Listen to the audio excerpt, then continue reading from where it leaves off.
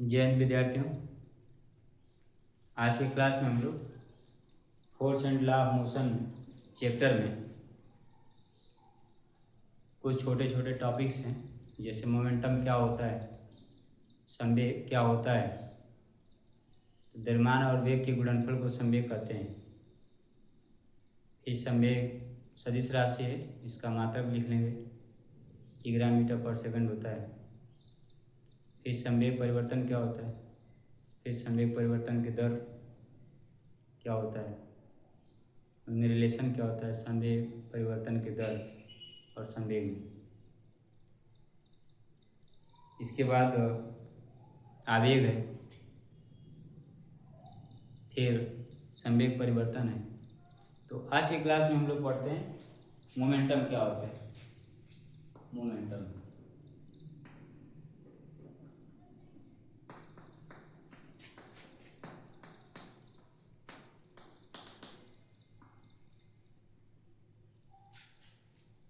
तो किसी पिंड, कोई भी वस्तु है, किसी वस्तु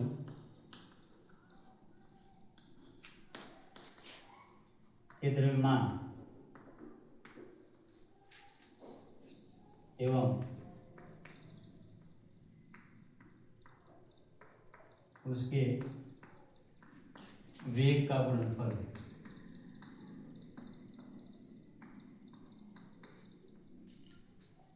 संवेग कहलाता है।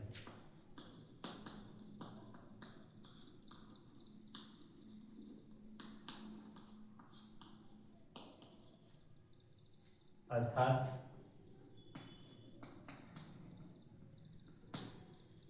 वस्तु का द्रव्यमान अर्थात संवेग बराबर द्रव्यमान गुणे वेग। यदि किसी वस्तु का द्रव्यमान यम एवं वेग भी है, तो वस्तु का संवेग क्या होगा।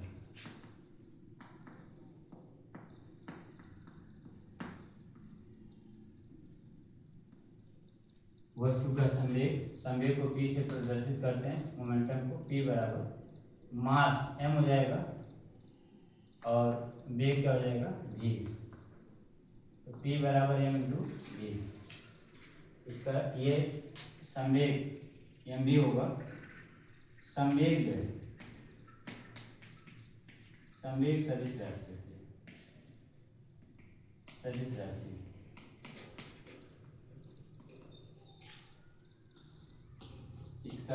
इसका सदिश रूप क्या होगा, संवेग का सदिश रूप p। सदिश को बताया थे तीर के ऊपर, बस लेटर के ऊपर जो है तीर का निशान लगाते हैं। यह अदिश राशि है b, ये इसका वेक्टर फॉर्म है। तो सदिश राशि है, यानी परिमाण के साथ साथ m और v का मल्टीप्लाइकेशन जो है इसका परिमाण हो जाएगा और इसकी दिशा भी होगी, वेग की दिशा ही संवेग की दिशा होगी। इसका मात्रक, संवेग का मात्रक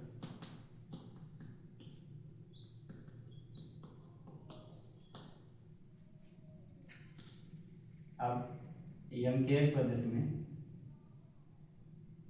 किग्रा मीटर प्रति सेकेंड ये होता है इन एमकेएस सिस्टम।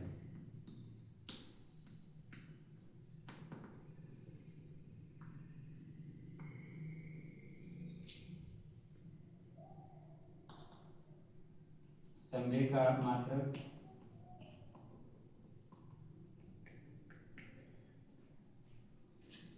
ग्राम सेमी प्रति सेकंड। ये किसमें है, इंसीजियस सिस्टम। अन्य मात्रक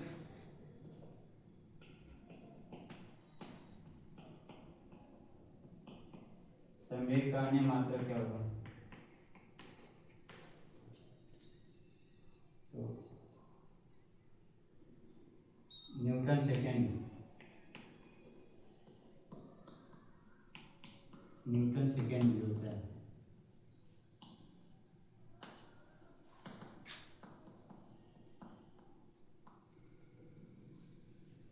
संवेग का अन्य मात्रक न्यूटन सेकेंड होता है।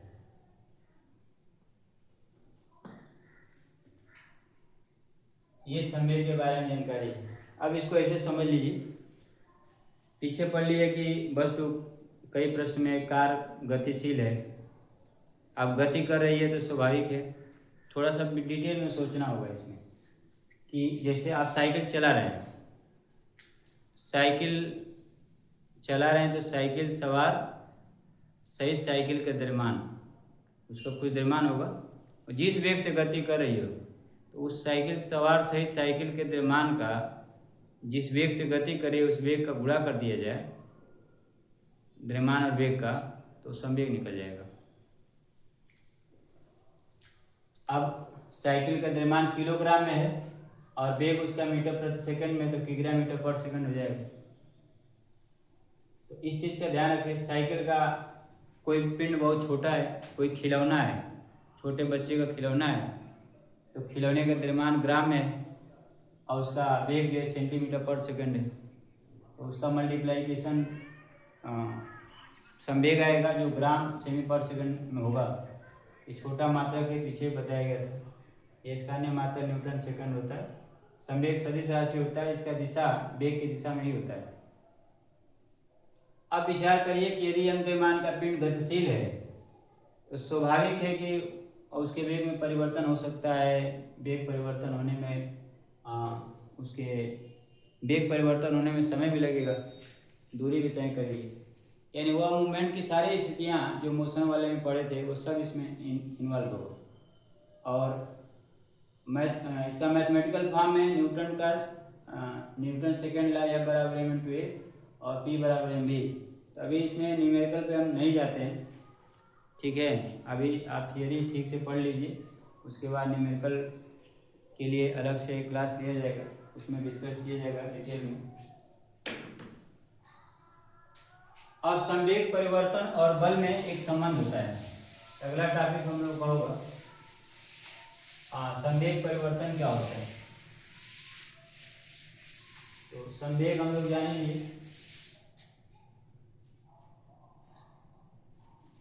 संवेग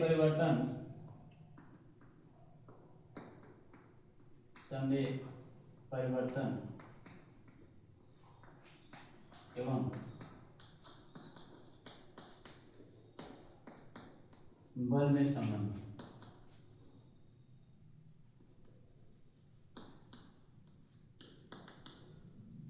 relation between change in momentum and force.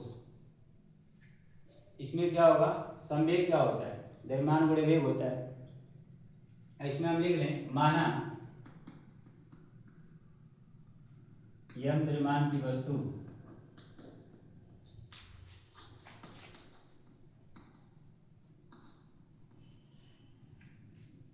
u वेग से गतिशील है।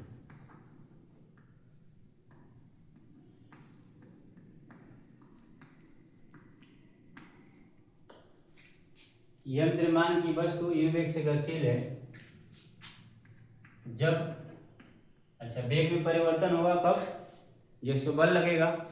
इसमें क्या है, संवेग परिवर्तन, तो जब यम द्रव्यमान का पिंड u वेग से गतिशील है, जब इस पर बल F लगाते हैं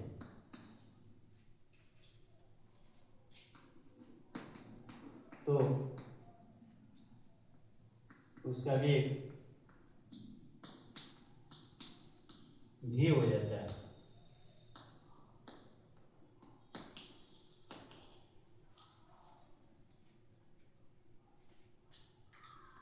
यदि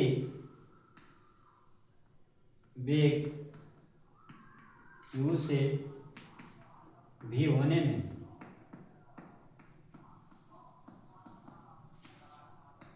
समय t लगता है,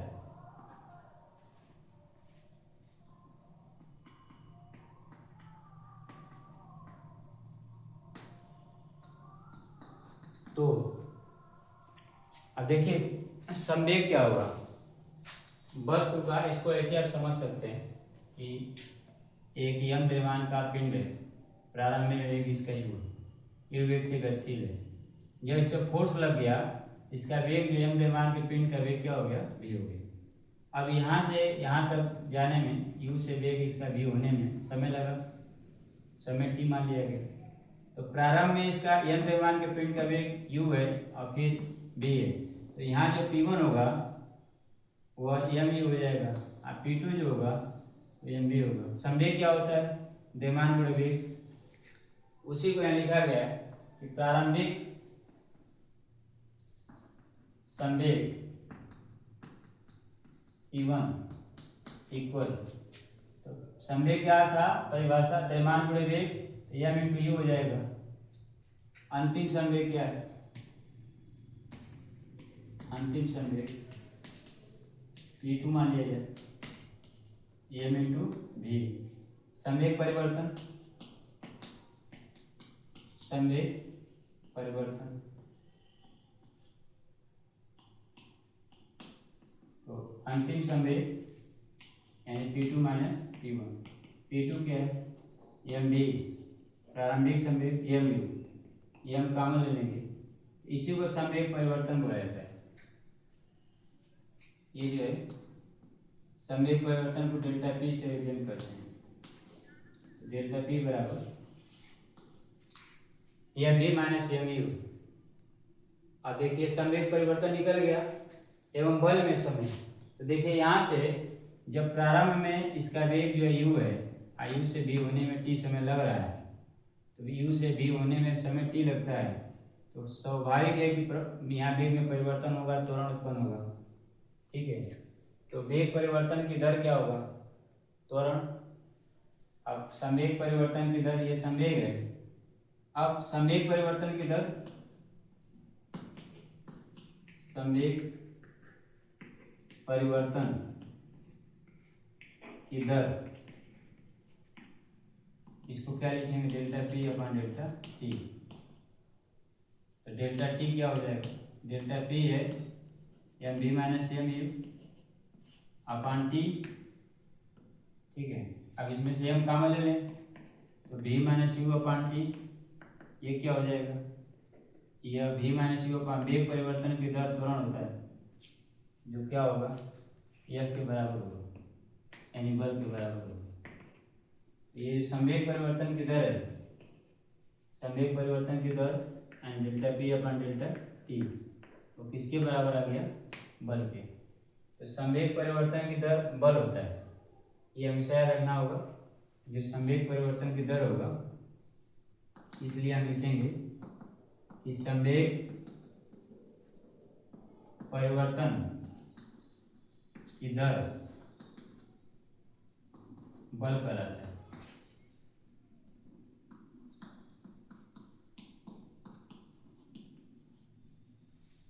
इसका मैथमेटिकल फॉर्म अर्थात delta p upon delta t equal mv minus u upon mv minus mu upon t। ये संवेग परिवर्तन की दर है, ये किसके बराबर होगा, f बराबर, f equal mv minus mu upon t। तो यहाँ पे बताया कि यम द्रव्यमान का पिंड u वेग से गतिशील है, तो यम प्रारंभिक संवेग mu v वेग से गतिशील हो जाएगा बल लगने की वजह से। इस पर यह बल लगाया जा रहा है। ठीक है, तो यह बल लगाने की वजह से क्या हो गया, इसका वेग v हो गया, तो यम v हो जाएगा। अब बल कितना होगा, तो बल के यम द्रव्यमान के पिंड में इसके वेग में परिवर्तन हो रहा है, तो गति का प्रथम समीकरण भी लगाएंगे, तो v minus u upon t, v minus u upon t equal a हो जाएगा, m इंटू ए बराबर f हो जाएगा। ठीक है, अब उसका मान रखेंगे यह बराबर एम इंटू ए से, तो वो निकल जाता है। अब देखिए यहाँ पे ये संवेग परिवर्तन और बल में संबंध है, संवेग परिवर्तन और बल। अब यहाँ पे टी जो है ये इधर आकर गुणा हो जाए तब क्या होगा?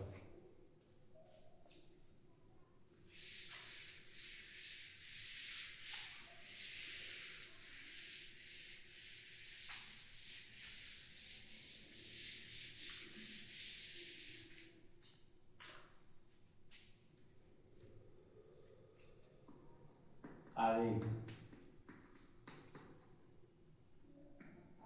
इम्पल्स,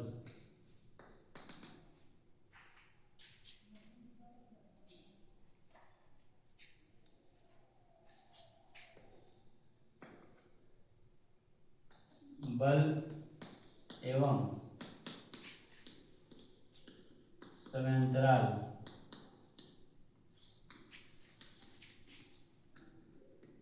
के गुणनफल को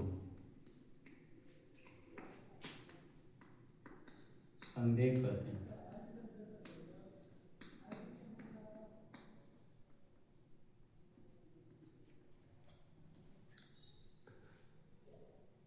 बल एवं समांतराल के गुणनफल को संवेग करते हैं, अर्थात आवेग बराबर,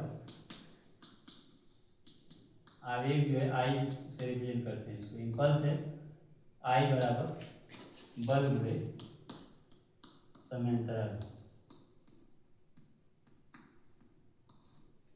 इसका मैथमेटिकल फॉर्म होगा या I equal F into delta t, ये हो जाएगा। अब संवेग परिवर्तन और बल के में जो संबंध है, चूंकि F upon equal m v minus m u upon t होता है, ये इसी का गुणा हो जाए तो एफ इंटू टी इक्वल क्या हो जाएगा? M v minus m u. F into t क्या होता है? इम्पल्स होता है, आई होता है। आई बराबर क्या होगा? M v minus m u. तो आई बराबर एम बी, आई क्या है? आवेग। तो किसी पिंड का आवेग क्या होगा? संवेग परिवर्तन होता है।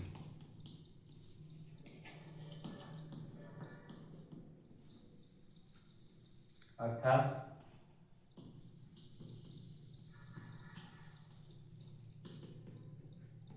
किसी पिंड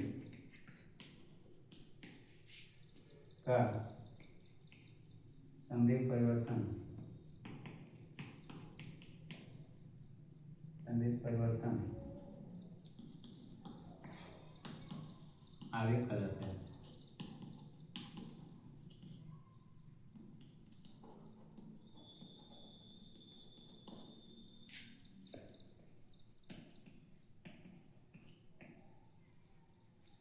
तो संवेग में जो परिवर्तन होगा आवेग होगा, और संवेग परिवर्तन की दर बल कहलाता है। ठीक है, तो ये इस तरह से भी प्रश्न पूछे जाएंगे, इसका मैथमेटिकल फॉर्म है। अब आवेग क्या होता है? आवेग जो है सदिश राशि है। आवेग सदिश राशि,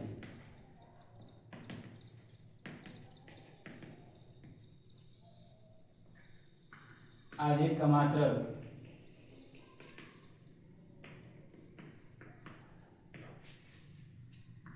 न्यूटन सेकेंड या किग्रा मीटर प्रति सेकेंड होता है। ये आवेग का जो मात्रक है वह संवेग के मात्रक के बराबर होता है, क्योंकि संवेग में जो परिवर्तन हो वही आवेग है। तो जो संवेग का मात्रक होगा आवेग का मात्रक होगा, संवेग सदिश राशि है तो आवेग भी सदिश राशि होती है। ठीक है, ये आवेग और संवेग हो गया, और संवेग और बल में रिलेशन हो गया। एक टॉपिक और इसमें है, उसको भी बता दिया जा रहा है, संवेग संरक्षण का नियम।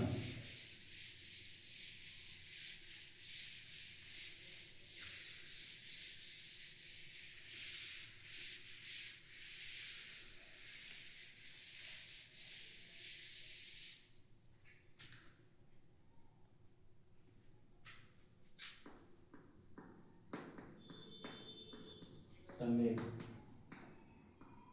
संरक्षण का नियम।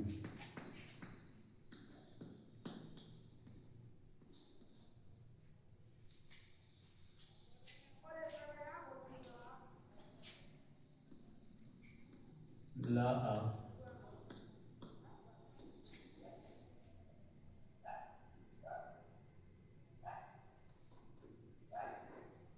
कन्वर्सेशन।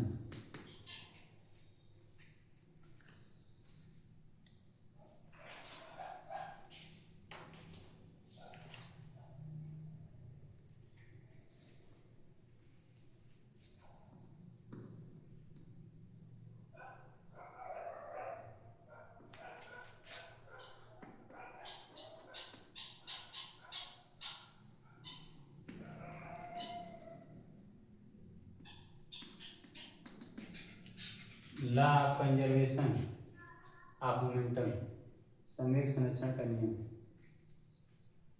ये टॉपिक है। संवेग क्या संरक्षित कैसे होता है? यदि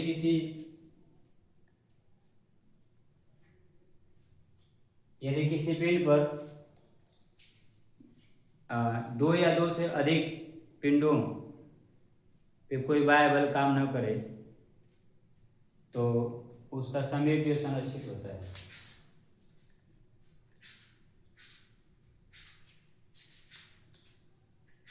यदि दो या दो से अधिक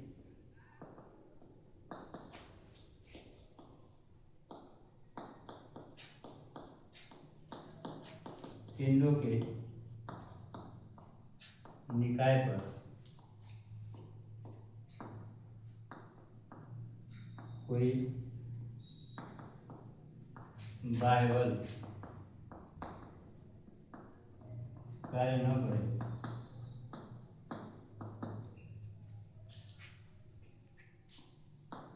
तो पिंडों का संवेग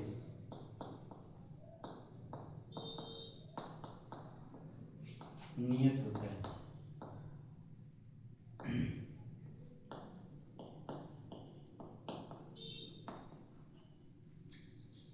यदि दो या दो से अधिक पिंडों के निकाय पर कोई बाह्य बल कार्य न करे तो पिंडों का संवेग नियत होता है।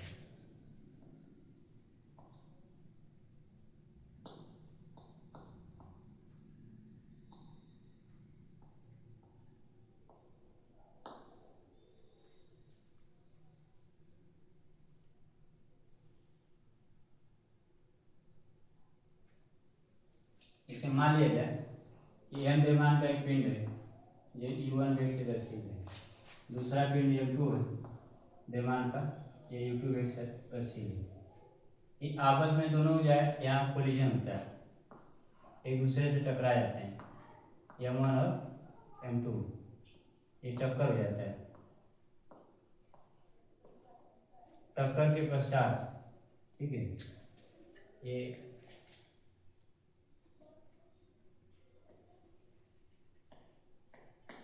टक्कर से पहले की स्थिति, यहाँ टक्कर होता है, टक्कर के बाद की स्थिति, m1 द्रव्यमान का जो पिंड है इसका वेग v1 हो जाता है और m2 द्रव्यमान का पिंड होता है v2 हो जाता है। तो प्रारंभिक संवेग क्या होगा? m1 द्रव्यमान का m1 u1, इसका संवेग क्या होगा? m2 u2। तो टकराने के बाद का संवेग प्रारंभिक पिंड का p1 डैश m1 v1, इसका हो जाएगा p2 डैश m2 v2। वेग बदल रहा है, समय बदल जाएगा। तो टक्कर के पहले, टक्कर से पहले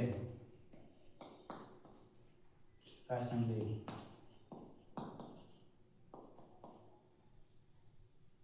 पहले का कुल संवेग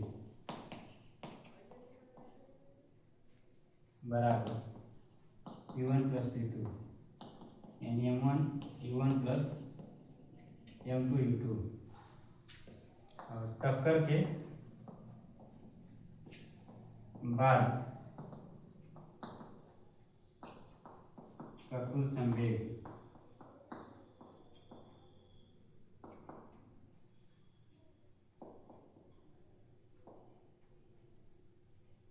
बराबर P1 dash plus P2 dash बराबर M1 V1 plus M2 V2। संवेग संरक्षण के नियम क्या है? यदि कोई दो या दो से अधिक पिंडों के निकाय पर कोई बाह्य कार्य न करे तो पिंडों का संवेग नियत होता है, संरक्षित होता है। तो संवेग संरक्षण के नियम से संवेग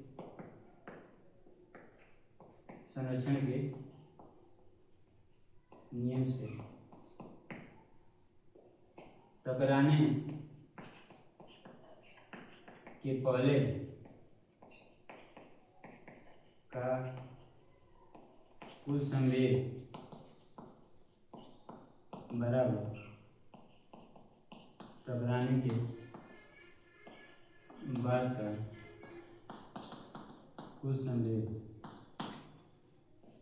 टकराने के पहले का कुल संवेग टकराने के बाद का कुल संवेग बराबर होगा, तब घटाएंगे तो संवेग संरक्षित होगा।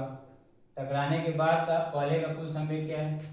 यहाँ पे M1 U1 plus M2 U2 और टकराने के बाद का कुल संवेग M1 V1 plus M2 V2।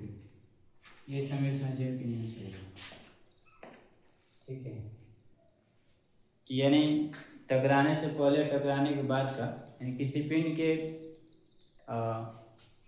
का कुल संवेग जो है वो संरक्षित होता है। अब इसमें जो है जो क्वेश्चंस बनेंगे जब न्यूमेरिकल इस पर किया जाएगा संवेग संरक्षण के नियम पर, तो उसमें डिटेल में चर्चा कर लिया जाएगा कैसे क्या संवेग में परिवर्तन किस तरह से होता है। फिलहाल में आपको अभी इतना ही याद रखना है, कॉपी कर लेना होगा, इसको याद रखना होगा ये चीज़ें जो बताई गई है, ठीक है। फिर कोलिजन किस तरह से होता है, टक्कर कैसे होता है, एक पिंड दूसरे पिंड से कैसे टकराते हैं, या पहले की स्थिति पहले का वेग जो है कौन से इसमें स्थिर होगा, कौन सा गतिशील होगा, या दोनों स्थिर होंगे। तो ये बहुत सारे कंडीशन बनेंगे, वह न्यूमेरिकल जब किया जाएगा इस पर तो उसमें पढ़ा जाएगा। Force and law of motion में ये लास्ट टॉपिक है, बस इतना ही। अब आपको इसको बढ़िया से पढ़ लेना होगा। जब आप पढ़ लेंगे तो इस पर न्यूमेरिकल कैसे किया जाएगा ये बताया जाएगा। तो अगला क्लास न्यूमेरिकल के लिए होगा, तब तक आप मेहनत से पढ़िए। धन्यवाद।